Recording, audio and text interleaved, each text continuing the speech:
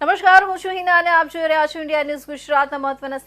સમાચારની શરૂઆત કરીએ। દેવભૂમિ દ્વારકા જિલ્લામાં બેટ દ્વારકા ખાતે બાલાપર વિસ્તારમાં થયેલા ડિમોલિશન કાર્યવાહી દરમિયાન બાવળના જંગલમાં એક પૌરાણિક મંદિર છે, જ્યાં તે પૌરાણિક ખંડેર હાલતનું મંદિર જેવું જણાતા સ્થાનિક વૃદ્ધ તેમજ ભાવિકોની પૂછપરછ દરમિયાન આ મંદિર 100 થી 125 વર્ષ પુરાણું નેપાળી શૈલીનું હનુમાનજીનું મંદિર હોવાનું સામે આવ્યું છે, જેમાં આશરે 40 થી 50 વર્ષ પહેલા ડેમોગ્રાફિક પરિસ્થિતિ બદલાતા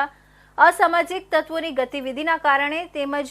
ભક્તો દર્શનાર્થીઓનું જવાનું ઓછું થવા લાગતા મંદિરની પવિત્રતાને ધ્યાનમાં રાખી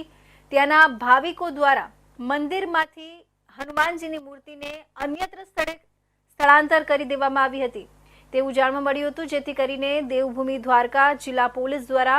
આ મંદિરનો પુનઃજીર્ણોદ્ધાર કરાવી